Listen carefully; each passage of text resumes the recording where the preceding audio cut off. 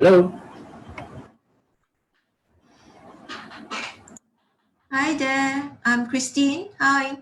Hi, Christian. How are you? Good. Good. So our video is not live yet, is it? It's just the screen sharing is live, is it? Yeah, correct. Rita is not here yet. Renga is not here. So how do I address you? You can call me AK. My actual name is Anand Krishnasamy. You can call me AK. Much easier for you. Yep. Okay. Sure. So you will be the moderators for today. Yes, I am. So is there anything you want me to say about before I introduce you? Anything in specific?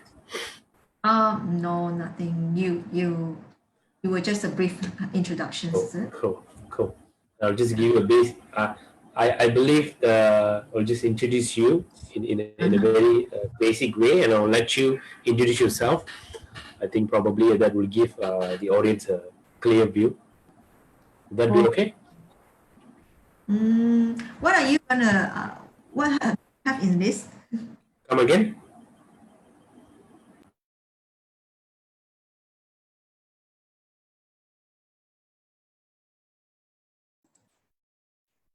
Are we online for now? You are muted, I think.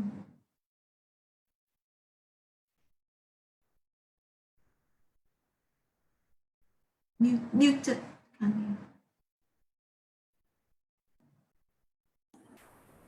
Okay. Yeah. Is our conversation on live now or no? Because the Yeah, I can see the live button here. Probably it is. It's live. Yes, we are all online right now. I think live. okay. So perhaps I'll share my screen. And, I think we have more people coming in. We're going to start at 11, right? Meanwhile, we just wait for more people to come in, right? I think one of the aspect of we going on Facebook Live is to get everyone see what's happening today, because we have great speakers who are on board, willing to share the experience. So probably we can get more attendees coming in versus those who have just registered. Good morning, Mr. Ranga. How are you? We're just connecting with her.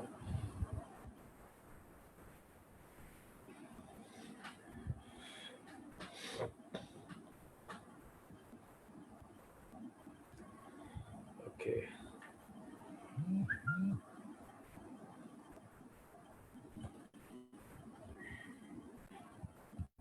Hello, morning.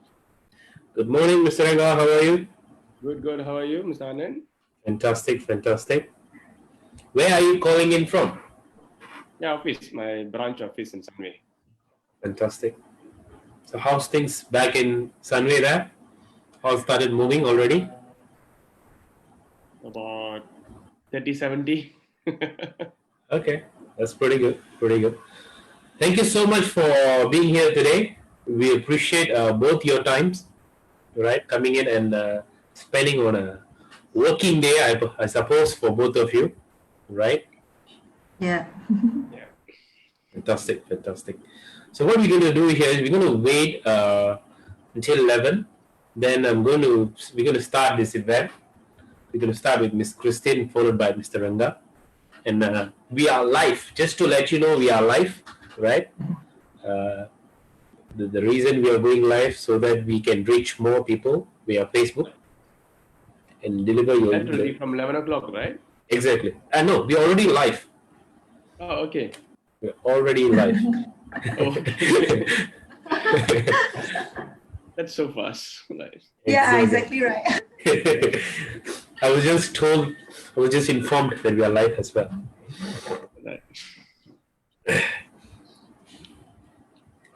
So normally this is what I do. I just want to get to know both of you in person.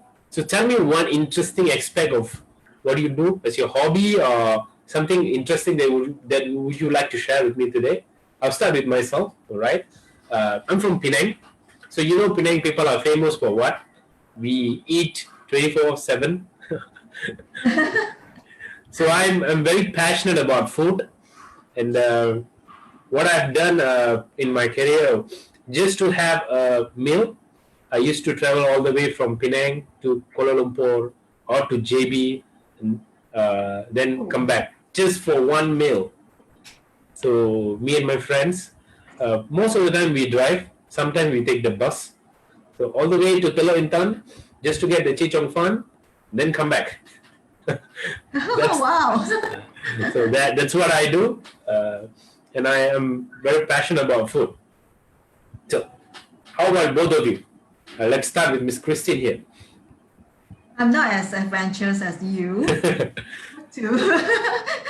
But because I've been staying in overseas in Australia for quite some time, so that a lot of Malaysian foods that we have to be home cooked.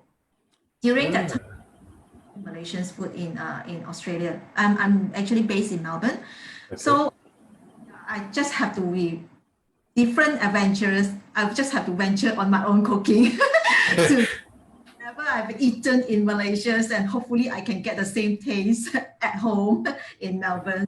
Yeah, so I enjoy cooking though. Yeah, I learned love all sorts of cuisines, and sometimes I mix and match. Yeah. Cool. Food as well, but I don't travel in a day to just to get the food. So there are some crazy people like me. So Yeah. what to do? All right. Thank you for sharing that. So you must be a very good home, home cooked. You must have some very good home cooked recipes. I guess it's my family that can accept my cooking. I'm not too sure about it. When they say good, then I kind of motivate and go on. Fantastic. How about you, Mr. Renga? I'm from Malacca. Okay. So yeah, of course I like a lot of food, but can't eat a lot of food. Depends on mood. Okay. On mood. Okay. And any cool fact about you? Come again, sir? Sorry. Because we have a lot of meetings, so eventually eat and eat. So yes. Depends on mood. Other stuff other than food. What are you passionate about? What do you do? I listen to a lot of alternative and world music. Okay, that's cool. Sufi music. Mm-hmm. Yeah. So that's what I listen.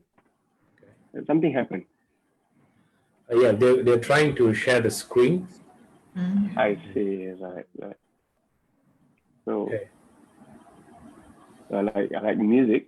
Alternative music. I like to listen to music languages that I don't understand. That's interesting. Interesting, yeah. Interesting. So I like Sufi, Persian, this kind of music. Like I enjoy that. Fantastic. So how long have you guys been in this? Been a chartered accountant? I believe both of you are well trained in this industry. So how long have you been in this line? After your question? Yeah, about 15 years already. The experience is cumulative from overseas and here. Back once I graduated, I was based in Australia, so that most of the experience is from Australia, and just reside back to Malaysia about 6 years ago, and start to pick up all the local tax and all that things that is locally. So yeah, in total of 15 years of experience. I'm like on the commercial side of it. I don't through the audit half, and also I do on commercial sides on the tax and the accounting side. Yeah. Okay, that's cool. Mr. Renga, how about you?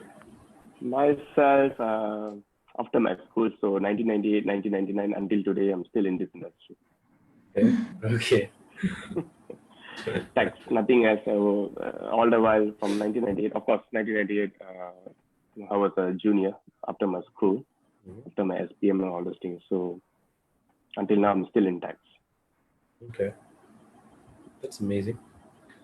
All right. So we have another 4 more minutes before we start, right?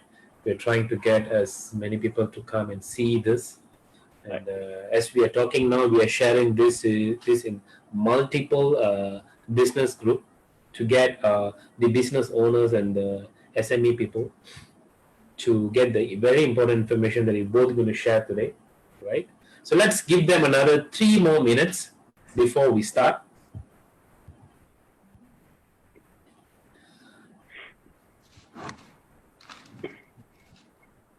How amazing things are like this, huh? One of the things that MCO have taught me is no matter how far we are, we can still be connected, and there are a lot of things that we can do. It's really, really interesting. The world is very small. Yeah, the world is very small.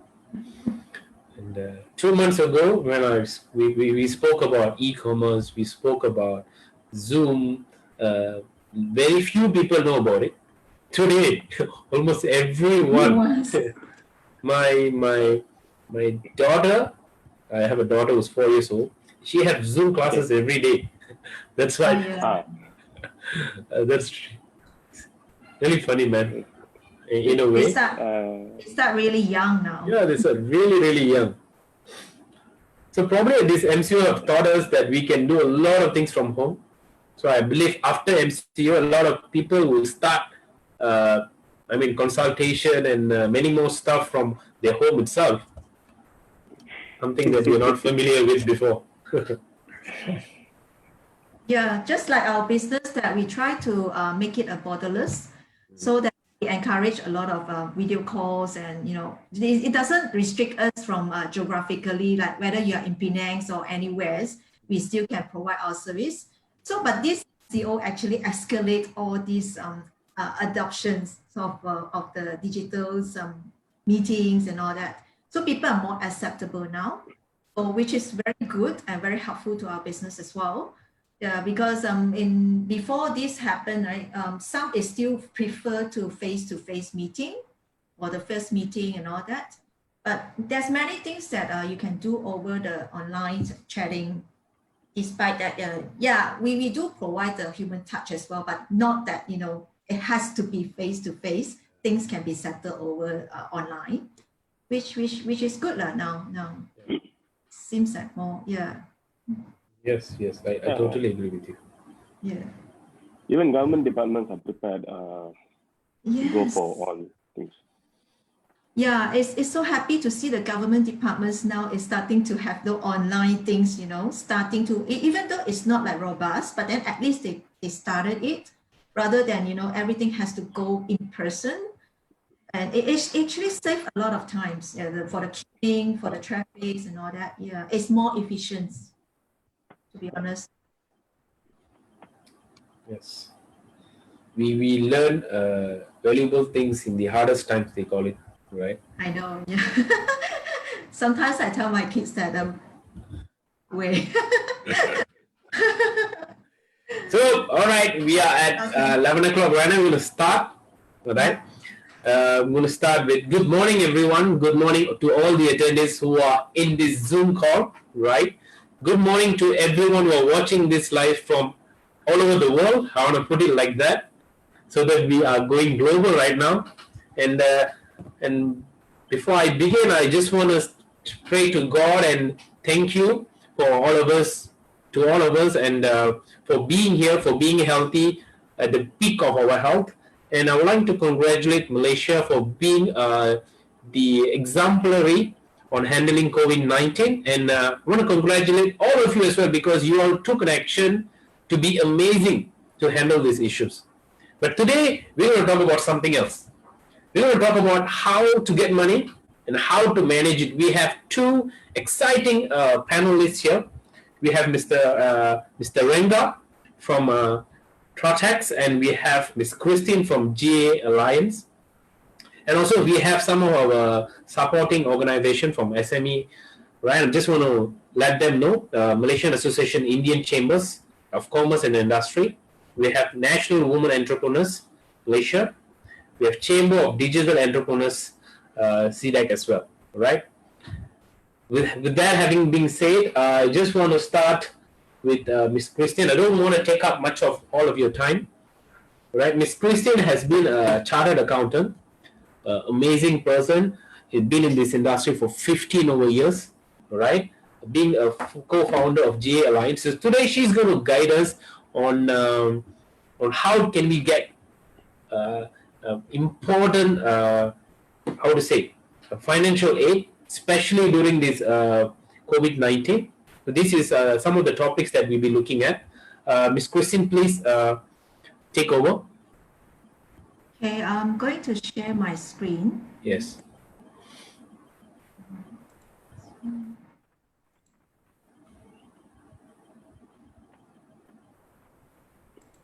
Okay. You can see your screen. Yep, all good. Hi, good morning, everyone, and hope everyone is fine. And thank you to MiDEC for inviting me for these sharing sessions. The topics I would like to share today is the Malaysia SMEs funding availability via the government's economic stimulus package. As of today, Malaysia has entered into the 9th week of MCOs. Some of the businesses remain closed. Some of them has been decided to reopen during the CMCOs, and some of them business as usual, and some work from homes. Let me tell you that Malaysia is not alone. This pandemic has actually affecting the global economy. SMEs is a Malaysia major contributions to Malaysia economies. It actually contributes about 40%, almost 40% of the nation's GDPs, and has been hiring 2/3 of the workforce in the markets. This has resulting the closing of the MCOs has resulted the daily loss of 2.4 billion each day in Malaysia. There's one research for the SMEs growth that initial forecast is 6%. Due to these pandemics, it actually brings down to 1.9%. So this pandemic crisis is not only costing our health bill, but it also costing us in the sense of economic bills.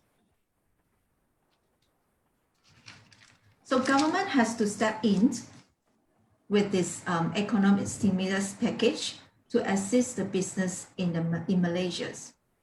So there are so much damage to be fixed. What can we do to make our business more sustainable during throughout these pandemics? We can look at it into 3 aspects of a business. The first one is the financial. Financial resilience is so crucial to further sustain your businesses. What can we do internally to strengthen our financial health? We can actually talk to our vendors and our employees to see whether they can have some payment deferments and have even a waiver or a discount, just to free up some cash for your business throughout this crisis and make your business more sustainable. The next things you can check is your financial stress testings. Look into your cash flows and see how much current cash flow that can last you to the runway. And what are the options that you can have? Whether you need to internally free up your fundings, your cash, by renegotiate with your vendors and employees, or obtaining a loan. So the financial stress testing will be able to determine that. Liquidity planning. Some businesses that have stocks in hands, you might want to think of it now that to liquidate your stocks and bring in some cash to sustain your businesses. The other aspects that we can look into is the operational aspect. Whether your company's operations is mature enough to be agile to adapt to the changes right now. Leadership is so important at this point of times. A good leader will prioritize call based on decisions making. So leadership is really crucial at this point of times. The third aspect is the technology and data. Whether your business is operating efficiently, how do you reduce the redundancy? and how do you increase the efficiencies? Is digitalizations is one of the solutions to your business? How can you make this during the MCOs, your business still going? As I mentioned that during the MCO, some business still continue. So this might be the businesses that they have considered into digitalizations, their process, and bring it to the next level. The next item is real-time data for decisions making. During this crisis, data is so important for us to make decisions. Just for examples like the stocks that I mentioned, how do you liquidate your stocks? I understand that some of the traditional businesses that they still need to physically go to the storerooms or warehouse to cross-check what are the stocks that are available, or maybe still in the paper forms in the storehouse, warehouse. But if you have a good capturing of data and real-time capturing of data, you can actually look at your stocks levels just by a click of buttons. And that times you can have a quick decisions making that how do you liquidate all these millions of dollars of stocks that is stuck in your storerooms, and try to cash it out by giving some promotions, discounts, and other marketing strategies. So in terms of the financial informations, with having those real times and updated accountings of financial informations, it actually eases you up from applying loans.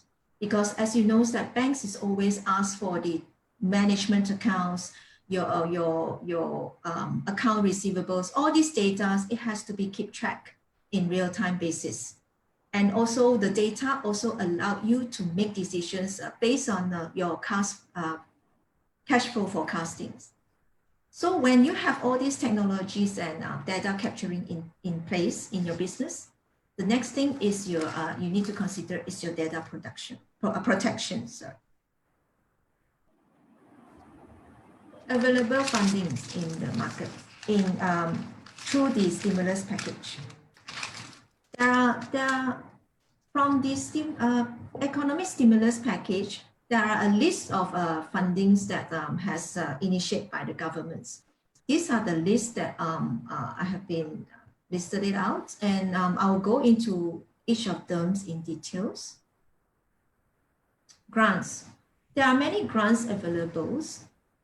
Due to these pandemics, the government actually bring up a few special grants to assist in this crisis.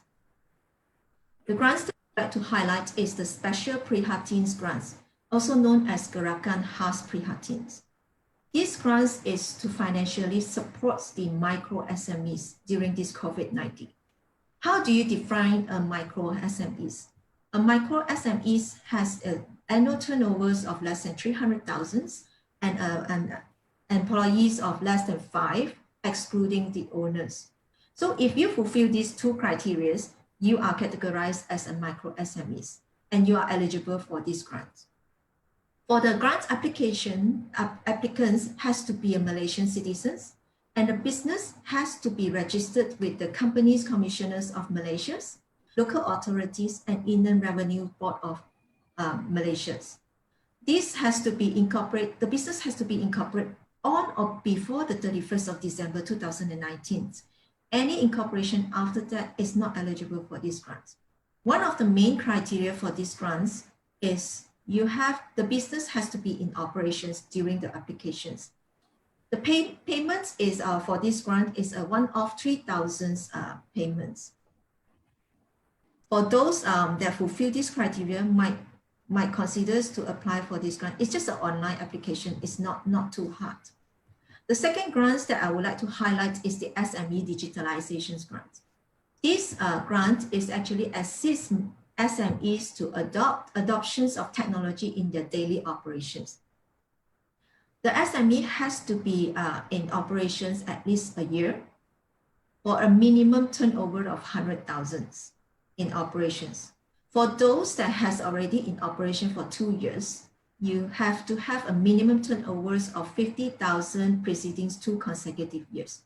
The main criteria for this grant is it has to be Malaysian owned, which means that it's over 60% of the Malaysian residents ownership.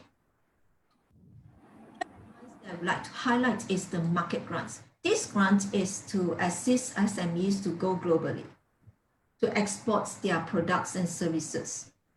The applicants that is eligible for this grant is SMEs, professional service providers, trade industries, associations, chambers of commerce, professionals bodies, or cooperative. And this has to be legally incorporated in Malaysia based on under the Malaysian Companies and Business Act. And again, it has to be a Malaysian-owned company. And all the products and services for these businesses has to be exported to outside Malaysia. To support for this grant application, you have to have the first years of the audited financial statements, meaning to say that you need to be in operations more than a year. So there are other grants that is available that I'm not going to go into details. Those are the Domestic Investment Strategies Funds and Services Export Funds. And there are two programs which is very helpful to the businesses to grow and scale, which I actually recommend you to look into it. The Cradle Investment Programs and Business Accelerator Programs. It actually help you and coaching you how to grow your business and make it more scalable. So loan and credit cards. Financial assistance loans is the financial assistance initiated by the governments. Many banking in these industries has aligned with the governments to provide this financial assistance. I'm going to highlight a few of them. One of them is the most popular one is the Special Relief Facilities Funds, which has allocated 5 billion ringgit by the government.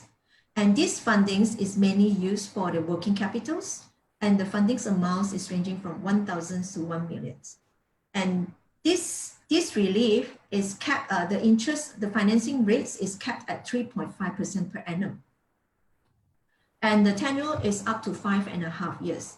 And one good thing is that it's 80% guarantee on loan, meaning to say is that if you are applying for 100,000 loans, you will get an 80% guarantee, which is 80,000 guaranteed upon approval. So if they approve you, you will at least get 80% of it.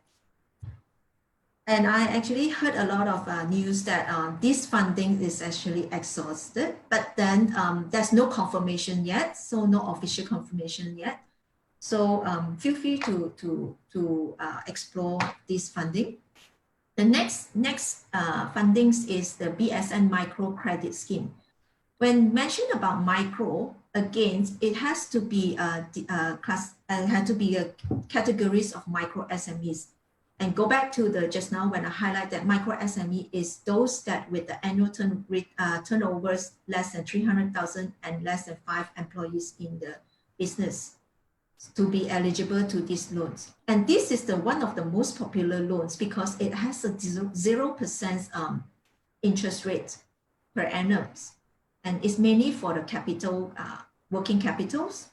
But of course, one drawback is the amount is not too big. The maximum borrowing amount is 75,000, sorry. The tenure is similar to the SRF, which is 5.5 years, and it also have 80% guaranteed on loan. The third loans that I would like to highlight is a fairly new relief facilities. It's just announced on the 8th of May, and it only make available on the 15th of May. So this is the Technology Startup Fundings Relief Facilities. It's an initiative from Malaysia Debt Venture. To be eligible for these fundings, the startup has to be a Malaysian-owned technology startups backed by the venture capital and government agencies. And majority of the revenue has to be in Malaysia. And these fundings can be used for working capitals and business expansions. Again, the financial rate is the same, is aligned with the others fundings, which is kept up to 3.5% per annum. and up to 5 years of tenures, but this one is subject to an annual review. The financing limits per application is higher for these funding facilities, which is up to 2.5 million. If your business is fulfilling these criteria, do look into it. And it's only open for availability on the 15th of May. And others loans that is supporting by the CGC, the Credit Guarantees Corporations are the Business Mula I and Business Wanita I. Business Mula I means, as per the names, is startups that are in operation less than 4 years, and Business Wanita is mainly for the women's entrepreneurs. They have a higher financing rates compared to other facilities. The Biz Muller is actually having the 7% per annum, and Biz Wanita is having this financing rates of 6.8% per annum. The amount of loans is not as huge as the other facilities. It's ranging from 30,000 to the maximums of 300,000, and it still have the up to 5 years of tenure for repayments. And another CGC supports fundings is the I'm SME. I'm SME is actually a business finance referral platform. This is an alternative loans provided by the banking industries. The objective of this SMEs.com.my is to elevate short-term cash flow problems and assist SME in sustaining their business operations. The loan amounts can be up to 1 million. And again, it has the same cap of 3.5% per annum and up to 5.5 years of tenure repayments. Same as the others fundings, it has a 80% guarantee on loan as well. There are a few, as I say, that it has been a while, it has been like 57 days since the MCO and since the economic stimulus package has announced. So some of the funds may have or may partially exhausted. So those are the more discounted. I would say is that, you know, the financing rates is up to 3.5%, the most popular one. But there are also a numbers of other facilities that you can look into it. But of course, their rate is not as low as 3.5%. Those are the automations and digitizations facilities. The ADF is still available, I was told. Agro-food facilities, AF, and all economic sectors facilities, AES, and also micro-enterprise funds. The most, I guess that most of our businesses fall into the all economic sectors facilities. These facilities, they have the similar criteria to be met, and it has to be all Malaysian SMEs. And these fundings is only for working capitals and capital, and also can be capital expenditures. It depends on which facilities you are applying for. And the financing rates also ranging from 3.75 to 8.25 per annum. So it's still depending on which facilities. Tenures, 5 to 10 years, and financing amounts, again, is depending on which facilities you are applying to. So there's so many available fundings in the markets. And what do you do next as a business owners? We should be prepared to make the application seamless, because bank usually will ask for track records. And my advice is like, go back to your home bank and look for the options that they offer, because it will reduce a lot of paperwork that you need to submit to them, because they have a good track records of your business. Track records that you need to provide is the 3 years of audited financial statements, which is very common. And for those that the business structures that is need not be audited, you will need to provide your tax returns. Those are the limited liability partnerships and also sole proprietor. So have your updated management accounts handy, latest account receivables and payables. These are the items that commonly asked by the bank. And some might even ask for the cash flow projections. Apart from all this financing information, all this financial information, other documents that you might need to get ready before you go for the applications is the SSM documents, tenancy agreements. If it is applied under the Sdn Bhd, you might want to get ready of your director's tax submissions for a track record of 3 years. So be prepared. It will save you a lot of times to go back to the bank. So next things we'd like to highlight is the credit cards restructuring relief. This is actually auto conversions relief.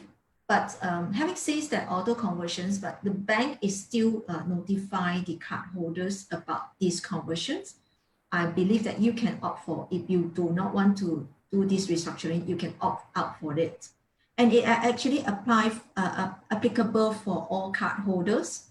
It brings down the normal 21 to 18% per annum financial rates to 13% per annum. No assessing fees, no assessing and termination fees for early settlement. If your card issuance have the options for you to convert your credit cards balances into a term loans, please go for it, because it's always lower. Even 13% of a restructuring for the credit cards is still considered really high. So if you have the options to convert it into a term loans, do so. It actually saves you a lot of money. Okay, that's all for my sharings today. And thank you, and hope it is informative for all of you. Thank you so much, Christine. That is phenomenal, because a lot of us are worried at a time like this, right? Where do we get funds and how do we sustain our business? So thank you for all the information. So I have some questions here that are coming up from our attendees and also from Facebook. I think you have covered most of it. I just want to ask about a few things that here. And the unemployment rate is going up. A lot of people are losing job. And we have a lot of people who want to start a business. We have an idea who wants to start business. How can we help this? Because I saw you mentioned something about Bismillah, right? And is this only available for ladies, or can any person who wants to start a business can apply for that? I'm talking about startups, yeah. Startups, get fundings, actually startups is a bit tricky, because always the loans and all these fundings, they ask for track records. So what we suggest to startup is like, we are a startup as well. So do have some pitch deck of your ideas and your business models, and do share it out and advertise it. And you will be surprised that there are so many VCs in the markets that actually looking to invest in the companies and invest into bright ideas. Because we have a startups clients that went to the bank that, the bank even says that this is for the startups loan. And when they gone to the bank, it's just that it's so disappointed, because they still ask for the track records and all that. So without track records, bank doesn't give you any money. So for startup, I would advise that try to come up if you have a brilliant ideas, do a pitch deck and try to reach out from LinkedIn, even from Facebook.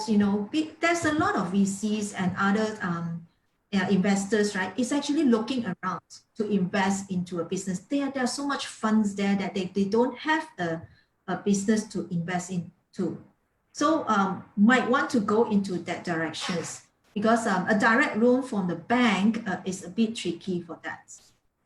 Maybe angel capitals, you might want to do some crowdfunding. There are other different ways for startups to do fundings other than loan from the bank.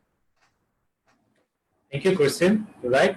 And one of the sectors that has impacted quite a lot is the construction sector. And I do see that some of the loans are not granted for construction paper. So what kind of options do they have? Yeah, they the constructor companies, they can actually use the contract as a loan applications, because banks sometimes they will look at they can look at a contract basis rather than the company basis. So if you apply as a construction companies, right, as a loan, it's for working capitals. So they might not grant you that working capitals. But if you say that I actually funding for this project, and you have a good track record of your developers, is a good paymasters, and is a reputative developers, that and those project is very repetitive, then you will be able to get these fundings. Okay, thank you again. Go on the contract basis, yeah. Okay. Two more questions for you. All right. We have a lot of people that are in CITOs and CCREs. How can we help these people? CITOs and CCREs is the data that gathered in the.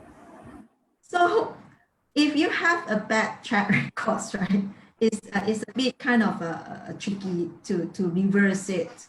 So my advice is that do keep a good credit records. Because sometimes the fact is that we can't change, you can't alter. That is the data in the market, and it can be gathered from anywhere. You don't pay the loan, you don't do the repayments, you always late for your credit card repayments.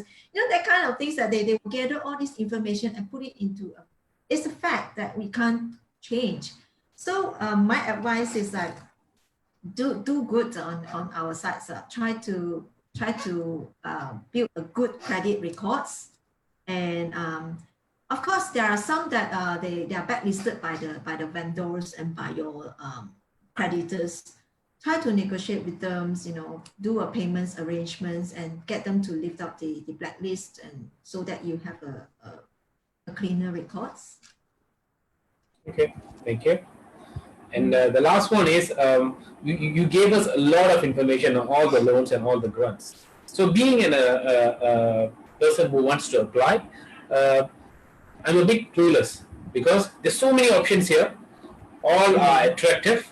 So how do I go about it? Do I apply for everything, or do I get an expert opinion on which one to apply?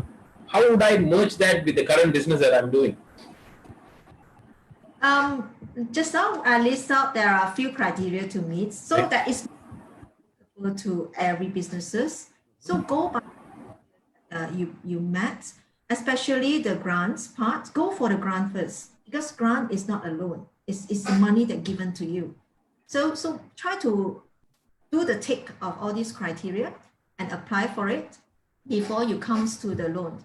Loan, as I say, that advice is go to your home bank to see other options to Seamless, and maybe they will give you a better offers rather than you go to a new bank and they have to reassess the whole things. They will need all your track records and all that. The process will be lengthy. Loan applications process is so lengthy already. If you go to a fresh new bank, right, it will make it more lengthy. And of course, I don't advise that if your business is so lucky that you actually applicable to all the grants and all the so go and apply and try your luck, see which one come back to you first. I mean, during this crisis, you want to get disbursement as soon as possible, right? Everyone will have the same aim. So why not if you have fulfilling all the criteria of it? Yeah. Thank you so much, Christine, for your wonderful sharing. Next, we have another amazing speaker with us, Mr. Renga.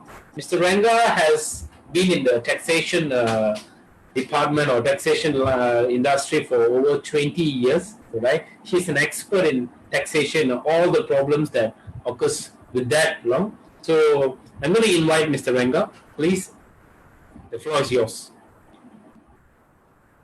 Thanks, Kannan, for your kind introduction and very good presentation, Christine. Yeah. So Christine covered the part for how to get loan, and I'm going to cover how to spend your money wisely on statutory wise. So the tough part, but we have only 30 minutes here, very limited time. So allow me to share a screen. Yeah.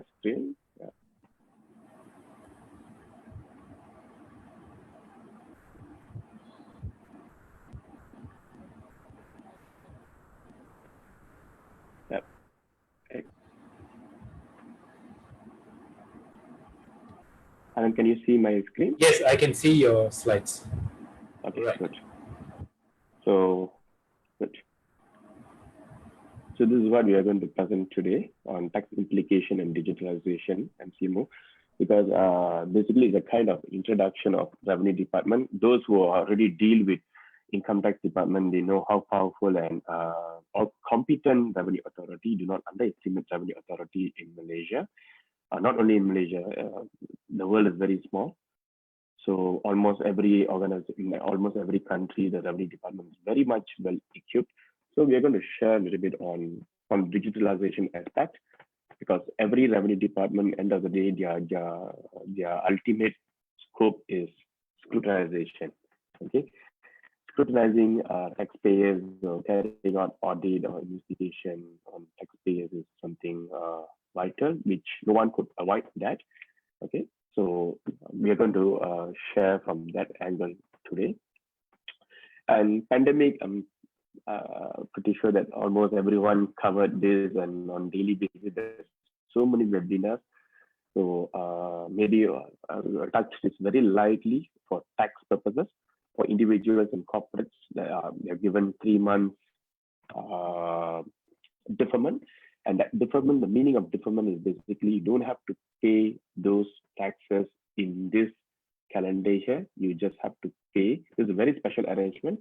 You just pay that advance tax in next year, which is basically upon furnishing your tax returns, whatever is the balance, you could satisfy it later next year. So there's no penalties.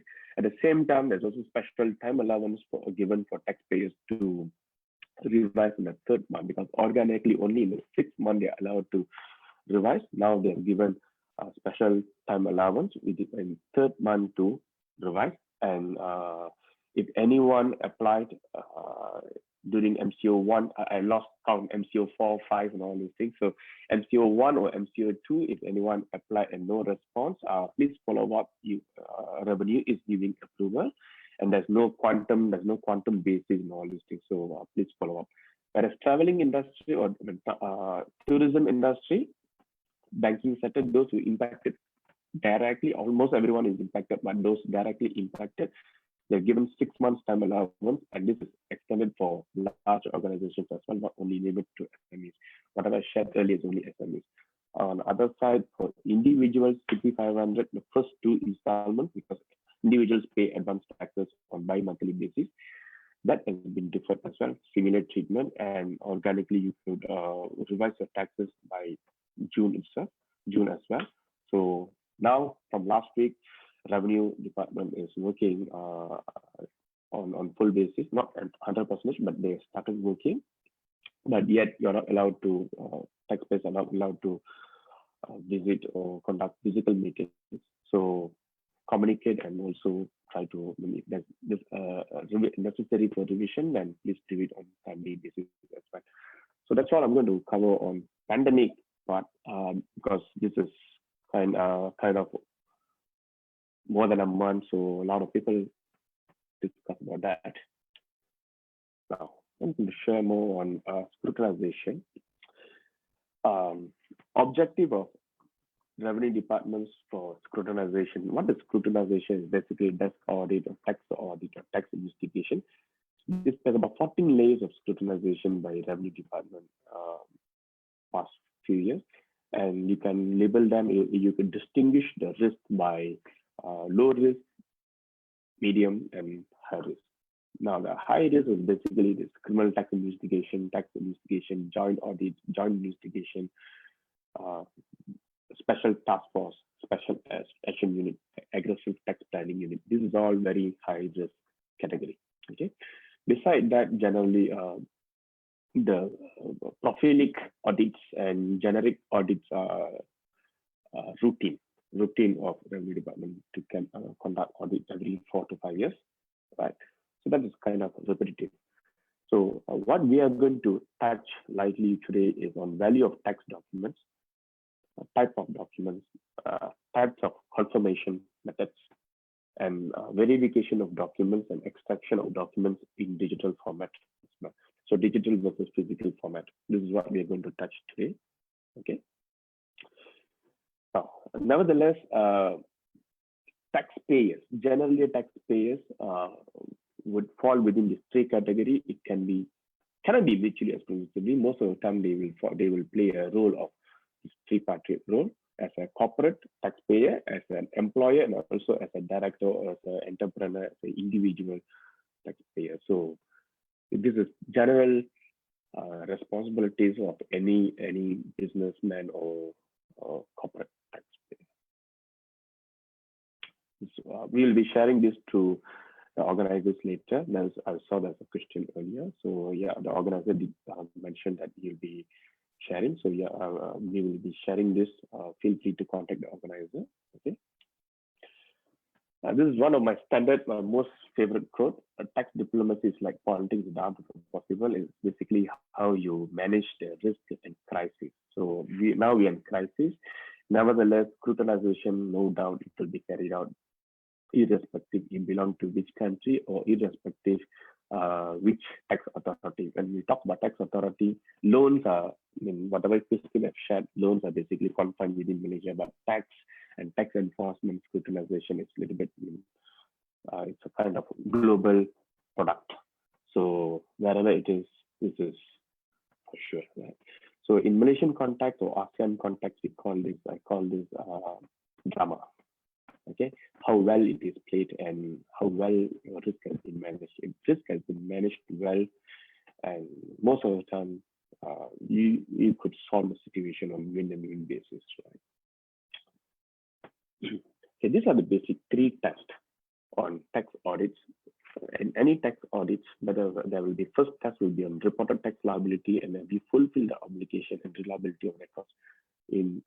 If you have a proper consultants in your hand, most of the time you will definitely taxpayers. Most of the time you will surpass this test 1 and test 2. But a lot of taxpayers and corporates will get, irrespective of size of the organization, most of the taxpayers will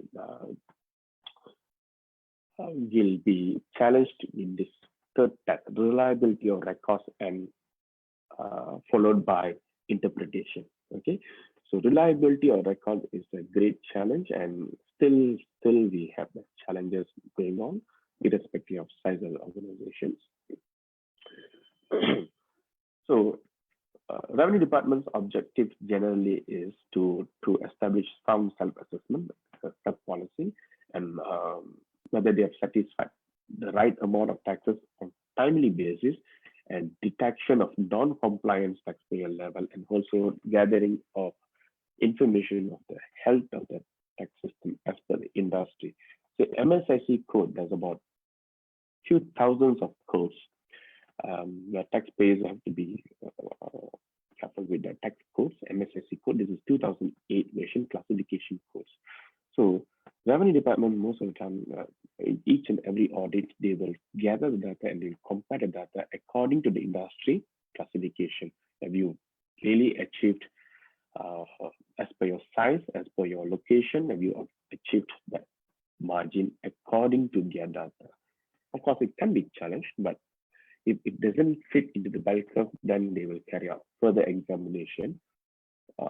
And in the event the documents are not strong enough, there's high chance they could disregard the documentation, disregard the financial statements, and they can go on their best judgment basis. This is a general rule, right?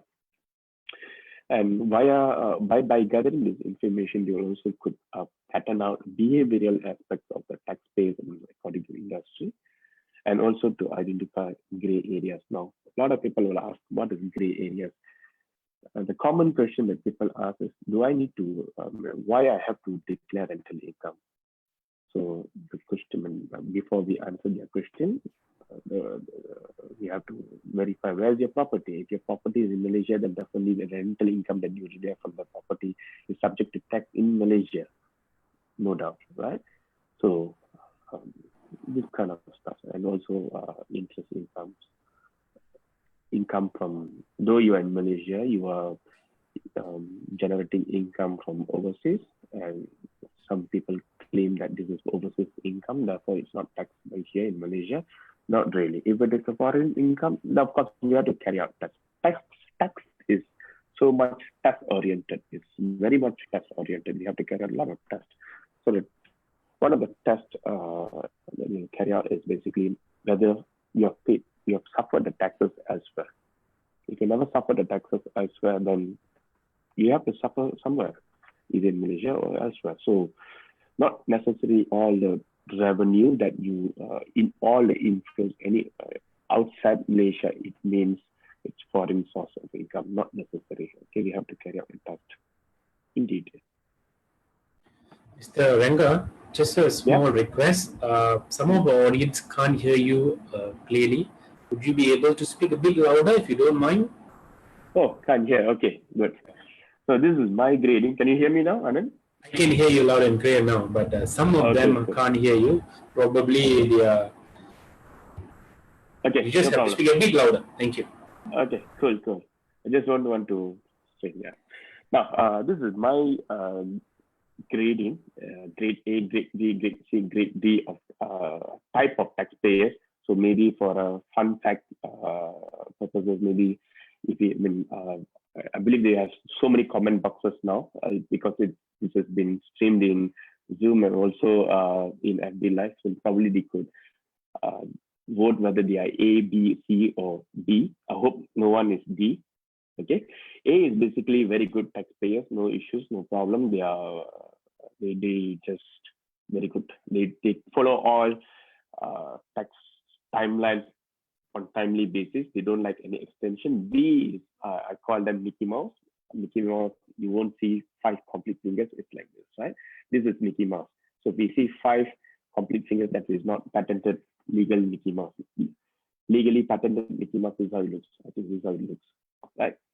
So it's called 80-20. They look complete, but actually they are not really complete, right? C, these people are heroes. These people is if they will be suffering, really suffering during this pandemic situation, because this category C people, they just submit taxes every 2 or 3 times in every 10 years. Okay, so category A and B, whereas most of us will fall within A and B, but C is they will just submit their tax records or submit their tax returns for loan purposes or to do a major acquisition or for major expansion for their personal lifestyle nonsense. So it's not a very healthy box, which is highly recommended to upscale. D, D1, D2. I don't want to touch this in detail because it's going on social media. So I just want to touch on A, B, and C. Now, C, there was a question by Anand to Christian earlier, CETOs. So CETO situation, definitely they will fall into the category C. Now, in this situation, it is highly recommended to furnish their tax returns as soon as possible based on their records. If they don't have their records, please seek a professional chartered accountant. My humble request, please seek a professional chartered accountant nearby to your town or near to you, whoever that you trust. It's very important because there are so many illegitimate people.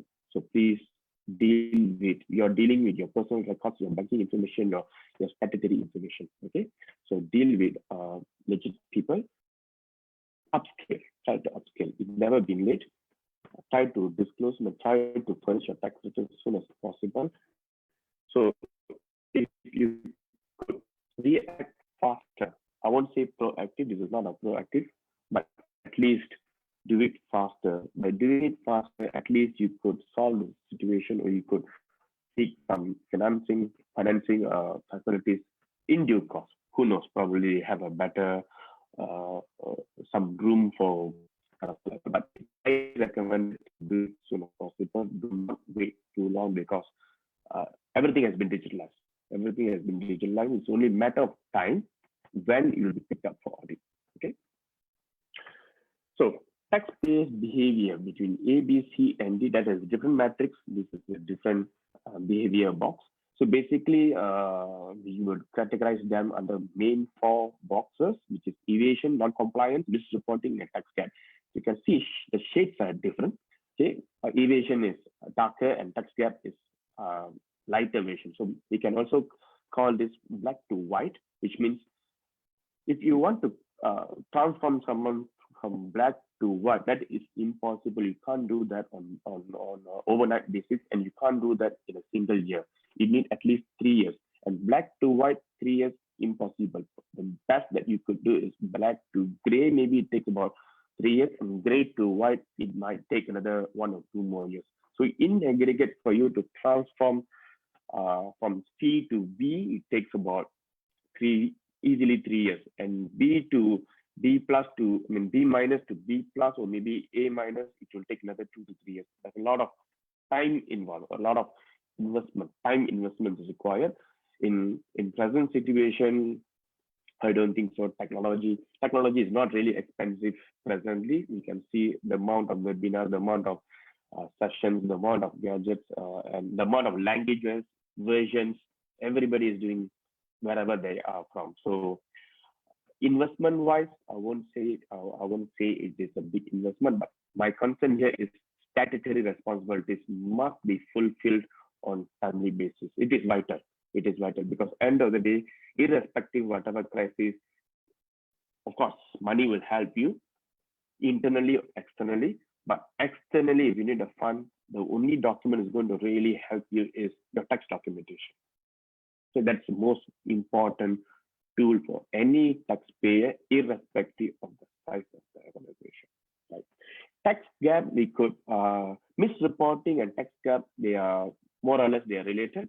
It can be a part of timing difference, or maybe they invoice this year and they go and declare next year, or maybe they genuinely overlooked. See, if we genuinely overlooked or willfully overlooked, IRB will impose penalties. In the event if you are not satisfied with the penalty, the statutory process for you to file the appeal process and all these things, it's a very big process. I don't want to touch here in detail, but if you find that if you part of tax gap, especially tax gap box or misreporting box, please appeal for your penalties. There are proper avenues. You can secure a reasonable amount of penalties. But if it is due to technical difficulties or technical adjustments, then you can ask for waiver, penalty waivers. Of course, it's not a simple application. There's a lot of, you have to go through a full trial, full proceedings and full documentation. You have to justify your substance, what type of control you have, what type of elements that you have in your organization, internal elements you have in your organization, why you couldn't provide the tax documentation during audit. This is all okay. Right. So there's 3 stages for audits: pre, during, and post. So those are general processes. This is forever. There's no change irrespective of size or country.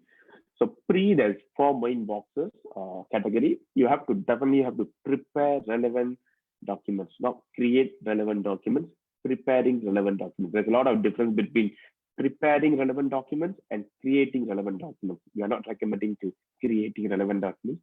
You have to prepare relevant documents. If you don't have those relevant documents, identify the missing documents and don't wait until revenue shout. Identify them and make necessary take necessary actions to identify them as soon as possible. At the same time, it is also highly advisable to carry out a risk analysis. What type of risk is associated based on your past 5 to 6 years practice in your organization? And if it is part of these 2 boxes, this reporting and tax gap, then feel free to consider for voluntary disclosure, because if you know that it is a matter of timing difference, or a matter of technical adjustment, then you don't have to waste a lot of time. In the interest of time and cost factor, you could exercise for voluntary disclosure. It is always available, although we have SVDP last year, ended last year due to that was third voluntary disclosure program in 5 years, last 5 years, last 6 years. But that is special. That's called PVD, temporary voluntary disclosure. But we do have PVD, permanent voluntary disclosure. It is part of Income Tax Act. It is always in the system, so you could exercise VD as well. So I'm going on a sweet ending here. Okay, based on, actually there's a detailed process. Just simplifying the process here. Audit visit. Findings will be this. Findings are your documents. Please ask for findings if it's your right. In the event there's no findings, feel free to request for written findings from the revenue authority. And you also have to, as a taxpayer, you have to satisfy or you have to notify them what is agreeable, what is not agreeable, communicate with them on timely basis. If it is possible, avoid extension of time. But if you really need a lot of time, some time, decent time, then request for extension of time, decent extension of time. If it is provided everything is agreeable, then it will be revision or acceptance. Or let's say it has been recorded on a non-agreement basis, then it is your right to appeal within 30 days. You have to appeal within 30 days, because otherwise it's a very lengthy and very lengthy procedure in order to get extension of time and also to lodge an appeal. Double layer process, too much of process-oriented task. So it is highly recommended to lodge an appeal within 30 days. Okay, and it can be, there are also situations, let's say, for example, I give you an example, maybe after a number of 2 or 3 negotiations or 2 or 3 negotiations has been proper negotiations, okay, legal negotiations. After proper legal negotiations, 2 or 3, maybe from, let's say, for example, from double-digit millions, you bring it to 3 million ringgit, but yet you're still not satisfied. Let's say, for example, there's about 4 findings, and out of 4 findings, only 2 findings you accept that you are agreeable, another 2 findings you're not agreeable. Then you can sign a conditional acceptance and go ahead with your appeal. If that's the case, won't recommend to sign undertaking letters or undertaking agreements with authority, because even if you're going to appeal, then make sure your reservation must be made on timely basis. Otherwise, it won't be really favorable in due course at later stage. Repetitive audits are this is actually in place from 2014. But repetitive audits, what it means basically, every 3 to 5 years, Revenue Department definitely will carry out audit. Okay, it's a matter of time. Now, the important note here is, if let's say during the previous audit they have imposed penalties, one of the major findings is your, let's say for example, rental. You never declare your rental income, and now after 5 years or after 3 years, they are repeating they are reconducting the audit, and they notice that you're still not declaring your rental income. Then they have the right to impose penalties 100%. Actually, they have the right to impose penalties treble 300%, but past 3 years, I would like to refer to this past 3 years. The penalty slab that we're looking at 45%. They start from 45%. So repetitive can be 60% or can be 100%. Tax investigation used to be 65% starting rate, but now it's 45%. That's what been fixed past 3 years. So generally, the penalty rates that we're looking at 45%. That is quite hefty, because with the tax adjustment and tax penalty, it can be in aggregate about 40 to 43% or 40 easily in aggregate. The net adjustment, let's say there's about 1 million ringgit adjustment. Probably if it is a company, they will be paying about easily 350,000 ringgit tax and penalty. Okay, so it's quite a big cost. Right. This is post-audit. Once audit has been completed, and of course, payments have to be honored. Otherwise, further increment of 10% of penalties will be imposed as well. We are sharing all this. Maybe some taxpayers, some viewers might gone through tax audits in the past, or maybe there is tax audits going on now. So that's the reason why we are sharing this and what Revenue Authority could do with the digital arena, right? So yeah, payment, make sure that you follow the schedules.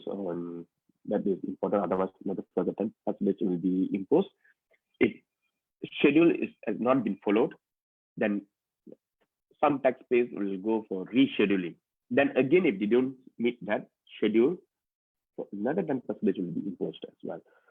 So please plan tax payments. Another important thing that I will always recommend is review the balancing year assessment. For example, now 2020, let's say they have carried out audit from 2018, 17, and 16. Audit has been completed. Let's say, for example, now because we have extension of time until August more listing. So let's say, for example, if you already submitted your tax return for 2019, I would highly recommend readjust them accordingly and consider voluntary disclosure. Try to secure lower amount of penalties as soon as possible. Do not wait for repetitive audits. Why? This is to emphasize that you have acted on good faith basis, irrespective how difficult the time is. Right? Audit evidence. Audit evidence, I'm not referring to the external audits, I'm referring to tax audits or tax investigations. Okay, so generally they have three types of methods. One is written confirmation. Second method is financial statement. Third method is verbal confirmation. I would like to emphasize on financial statement or records. Let's say, for example, you are dealing with a vendor or related party, and the related party is a close relation of yourself, or it can be even your spouse or your brother or sister. Highly recommended not to share their financial statements, even though you have the access, because there's a lot of reasons. And I highly recommend do not do that. It is your right to opt for written confirmation and go on that basis rather than asking for or disclosing third parties' financial statements. So that's not really recommended at all. And you could exercise your option. Verbal confirmation, there's limitation of verbal confirmation. And again, if you're not satisfied or you're not happy with the verbal confirmation, write to authority on timely basis. We are not satisfied with the verbal confirmation, and because so many parties, so many agents are involved here, verbal communication, A not necessarily A will become A can become a V as well. Depends on how that communication taken place. Okay, so the most safest method always is written confirmation. Why? Because in the event if you don't conclude the case on win and win basis or there's no mutual settlement, in the event as a proceeding, and if you're going for long proceedings in special commissioners or higher level, these documents will help you a lot at later stage. So plan for your future. Okay, so we are 12 o'clock. I told you earlier, do not underestimate revenue department. They have so much of they have so many tools and techniques, and people are very well trained as well. So it's time for Q&A, and this is my contact details, my email. You could reach me by various email or through the organizer as well. So yeah, back to you, Anand. Thank you, Mr. Ranga. That was very informative, and I believe a lot of us have a lot of questions when it comes to tax purposes, right? And thank you for leaving your contact details where they can get back to you personally and ask any question they cannot be asked today. So I have a few questions for you. I hope you'll be able to assist us. Of course, you mentioned that the extended filing period was somewhere between August. Can you be specific on for both for business people and also for individuals who are working in corporate companies, if you don't mind? Okay. Now, for individuals, those who used to submit DE forms, That has been extended from April. Manual submission is April. Via e-filing is 15 May. That has been extended to 30th June. Okay, this is we call them taxpayers, individual taxpayers who don't have business income. There's a big match here, and then for information and for the benefit of crowd as well, viewers as well. This is most importantly, I would like to raise this red flag on family business owners. Okay, son, let's say a son is part of a family business. Okay, son might be a technology expert. He might be working an engineering firm or a large organization, but the parents might have a very small business. Let's say, for example, a retail store. Okay, so it's called partnership business, right? So that partnership business, the son has to submit B form, not DE form. This is a very common mistake that we Malaysians do. Okay, so they have to take note, even though they don't earn income from that partnership, even though they don't really earn from that partnership, even though physically they don't see the money, but on statutory basis, for us for tax, even though you make money or you don't make money, it's a secondary question. If you as long as you fall within the business category, then you have to submit B form. It's very important because past 3 years, Revenue Department have raised this. If you submit wrong form, they can disregard your tax return. So disregarding tax return is a very dangerous tool. By right, they can freeze whatever that you have paid and they can impose a fresh tax. So it's way above than double taxation. Never happened. But to avoid all this unnecessary legal battle, it is highly recommended. So if, let's say they are part of family entity or family organizations, then they have to check the status. Okay. Now, when they check the status, not now, they have to check their status at last year, because that's how tax works. For this year, I submit last year's tax return. Okay, so we call this self-assessment. Under the self-assessment system, every taxpayer is responsible for their tax return. So I've given you the example for that. So the business people, their tax return has been extended. When deadline has been extended until August. Whereas companies, all the companies until December, last year, December year end, they have given 1 month extra. Okay. Thank you for that information. And sorry, there's another one very important tax return which is coming due, e-form. E-form. A lot of people actually overlook this e-form as well. E-form is a very important return. Remember I shared earlier, maybe I can go back here. Yes, employer corporate director. So director will be submitting borang BE or B. Corporate will be submitting borang C, okay? Or let's say you are an NGO, you're an estate, or you're a trust, then you submit, you lodge your relevant tax return under the corporate structure, corporate status. Whereas employer, irrespective whether you are an individual or partnership or NGO or Central Berhad, your Berhad, as long you have a staff, as long you establish, you have a C number or you have a tax reference number, TRN, you must have an E number as well. Because we are under self-assessment system, it is our responsibility to lodge a return for E-form.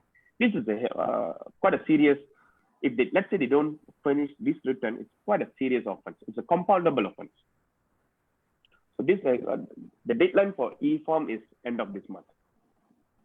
So most people will be very familiar with EA form. EA form is actually a part of, an integral part of E-form.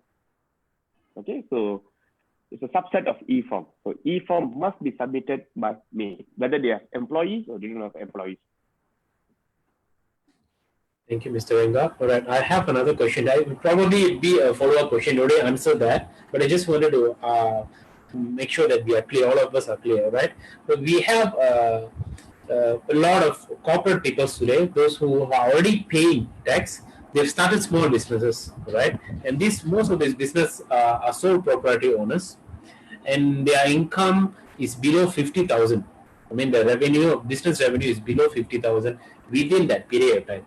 And do they declare that income? Number one. So when they declare, do they declare it under their name, or they declare it as two different entities? one as an individual, another one as under the business account. And last but not least, we have seen a lot of people have multiple companies today. The business have been not have been an operation at all for years. Do you also have to declare that? Okay. One direct answer for your question is yes. Whether you have income, no income, you have to declare. Another very direct answer for tax, this is again, it's very international, okay? Whether it's legal income or illegal income, tax is very fair, irrespective of legality of the income. If it is revenue in nature, it is taxable, okay? Number one. Number two, back to your question on, let's say Encik Ali's business is 50K, as your given example. Okay, 50K, whether he makes a profit or he suffer a loss, the point here is he has to furnish his tax return. Tax return has to be furnished. It is your responsibility irrespective of earning capacity. That is very important. Okay. A lot of people, especially a lot of small organizations, micro organizations, they don't really enjoy all this capital allowances, tax allowances, and also the losses.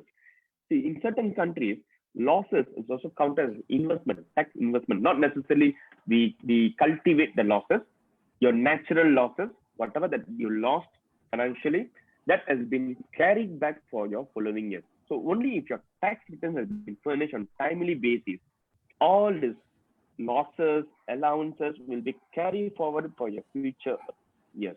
So let's say year 3 or year 4, when we start counting, when you start recognizing income, these losses you can knock off.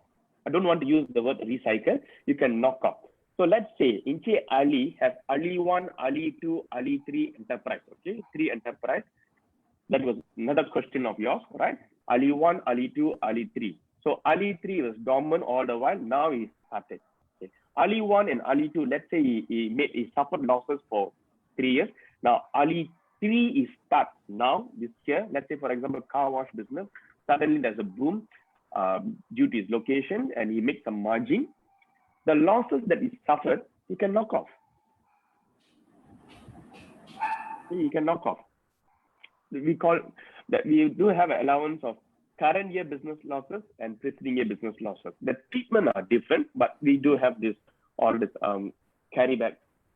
Capital allowances you can't accumulate, you can't aggregate and knock off against the total income, whereas losses you can knock off. There are rules. Okay, that's the reason why we are appealing, go back to legitimate, proper chartered accountants, proper tax accountants, because you are irrespective size of the organization. This is a major crisis, major problem that we have seen. Of course, every business, every profession, they have these bogus issues. So we see this very seriously as well. And end of the day, the impacted parties are you, the businessmen, the business people, because they don't know all this. So since they don't know all this, they don't really supply the right information to banks. So with all this proper method, proper recording or proper tax returns, banks will easily could verify with the proper accountants. Connecting back to your earlier questions, right? Now, back to your another question. Let's say they have 3 enterprise or more than 1 enterprise. Still, end of the day, 1 human being, 1 citizen, 1 IC number, 1 tax reference number, 1 tax return. This is a very important rule. So that's why I shared with you earlier. You'd be surprised, Anand, a lot of very highly educated people also do this mistake. They submit a BE form and they also submit a B form. Why? Because I can enjoy relief, which is wrong. Okay, so irrespective how many businesses or establishments you have, we call it unincorporated status organization. It can be partnership or can be individual. LLP is a different return. LLP have a designated specific return for LLP. So whatever that it goes back to you under unincorporated legal status, it come back to your B form and BE form. So B form, if it is business, anything in business, registered, unregistered, legal, illegal, we don't care. It comes into your B form. Okay, so if it is Sendram Berhad, then every Sendram Berhad will have separate tax return. Ali, let's say Ali got 3 establishments. Ali 1 and Ali 2 is unincorporated, and Ali 3 is a Sendram Berhad. So in this context, Ali 3 Sendram Berhad will submit C form, E form. Ali 2, let's say partnership, we have to submit P form. Okay. Ali 1 is only under his name, we have to submit B form. By accounting Ali 3 Sendram Berhad director income, Ali 2 partnerships his income as per CP30, and Ali 1's profit or losses. Okay. Got it. Got it. All right. I hope all the audience are actually writing this down, because I believe it's very important. A lot of us are making mistakes. And there is a follow-up question as well from that. I'm a social entrepreneur, right? And how does taxation work for me? Plus, which form do I need to fill up? As I told you earlier, any type of business, if you fall within, this is the first test, as I told you earlier. Tax is very, very test oriented. It's not, of course, there's a lot of legal tests involved, but it's very test oriented. So the first question is whether it's incorporated or unincorporated. So let's say, Anand, you are a social entrepreneur or you are an influencer. Influencer, I can see a lot of influencers coming up, but I don't know whether they pay taxes. Right? So if let's say you don't have an Anand Sendram Berhad, then definitely you're not a company, you are an individual. You don't have a partnership. Let's say your social influencing business, you have not registered, but your social enterprise you have registered. As a partnership or as an individual under your own trade name, it goes back to your B form. Okay, at the end of B form, you can see profit and loss and balance sheet. So you can fill up that. And there's, language is not a barrier anymore. It's in Bahasa and English.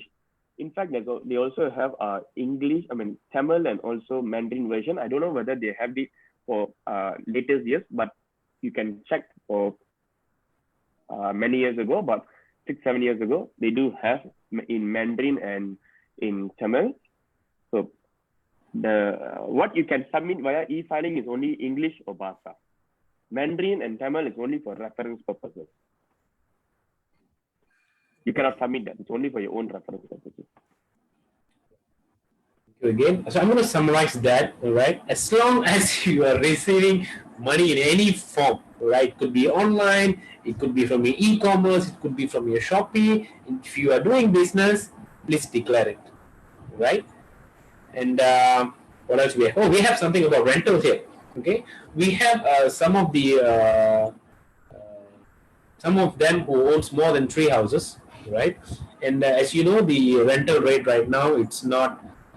They're not actually covering the entire loan amount.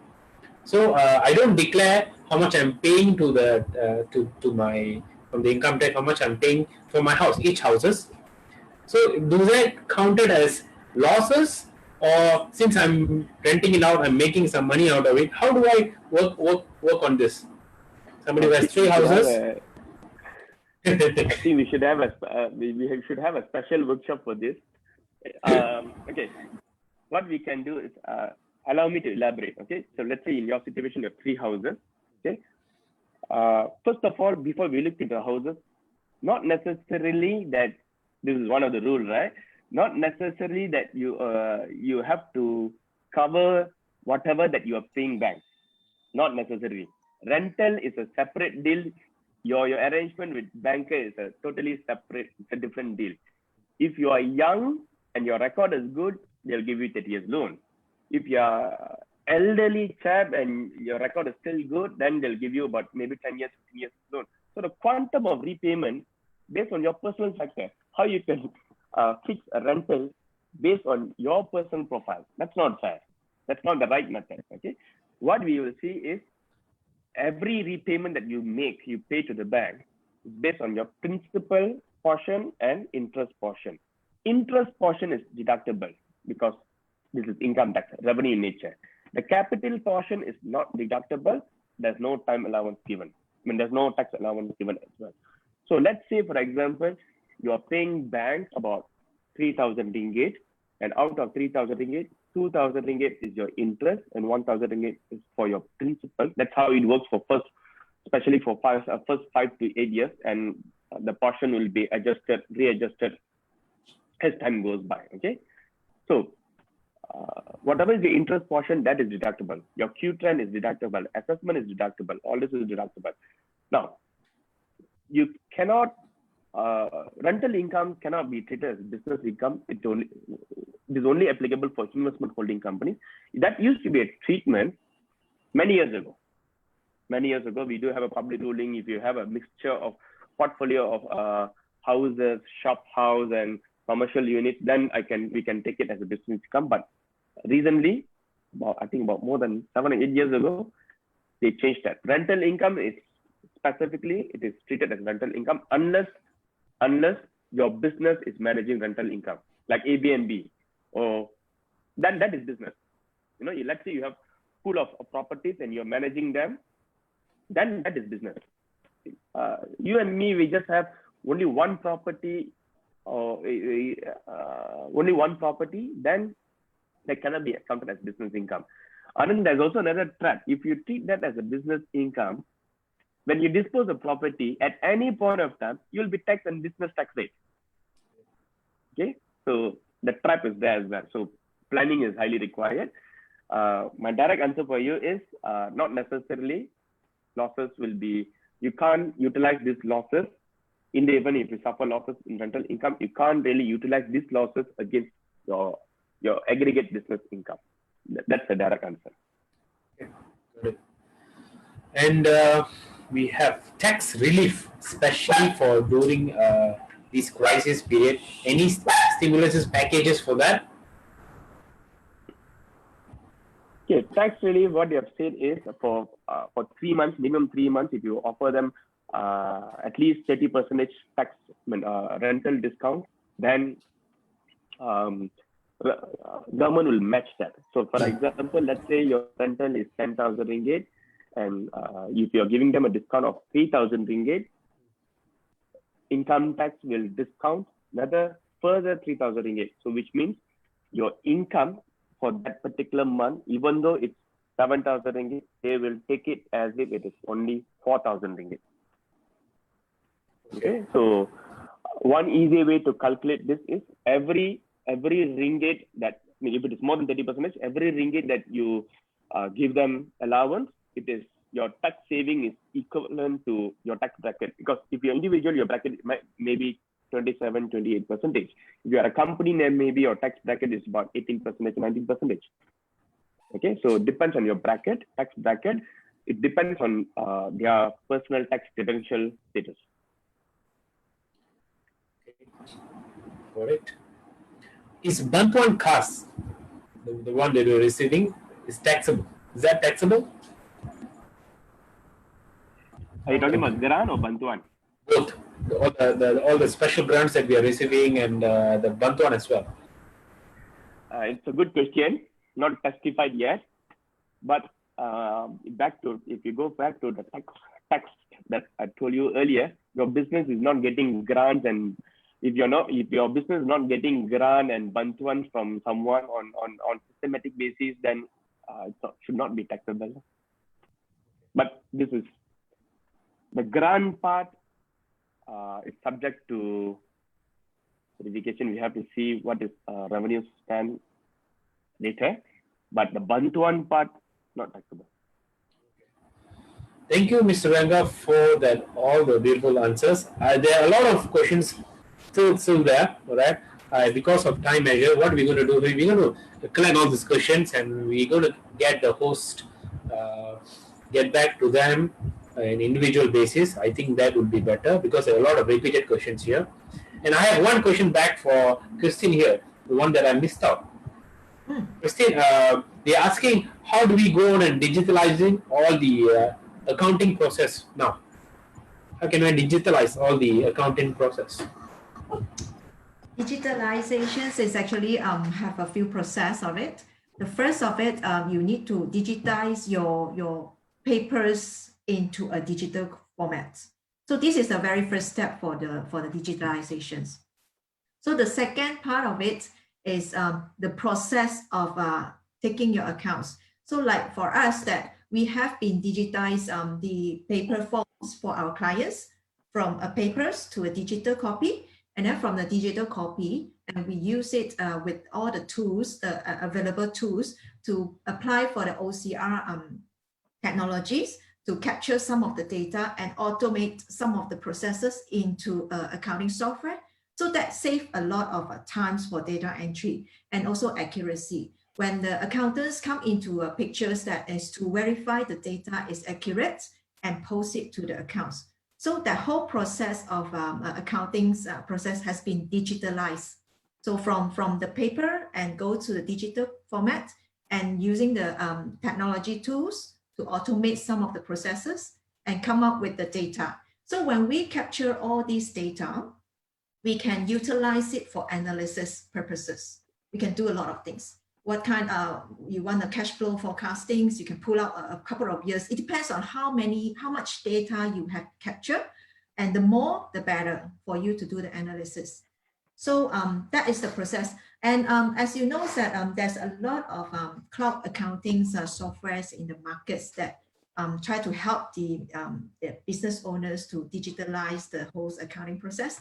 But it's also have a lot of reports showing that this kind of softwares has a lot of drop-off rates, because some business owners do not know accounting in depth, because it still needs some professionals to verify some of the transactions. Like what Rengas has always shares that the taxation parts. So when we as a professions, we will look into the categorize and based on it to make it more tax efficient. So what are the things that can be tax deductible and not, so that that is the verifications of a professionals that need to come to the pictures. Yeah. So the process would say that you still need a profession. Like some of the QBO actually reported in the article says that do involve your accountants when you do your digitalizations, when you use the digital accounting softwares, and because they are the one that know best of the accounts. Yeah. So the last stage of the digitalization is actually digital transformations.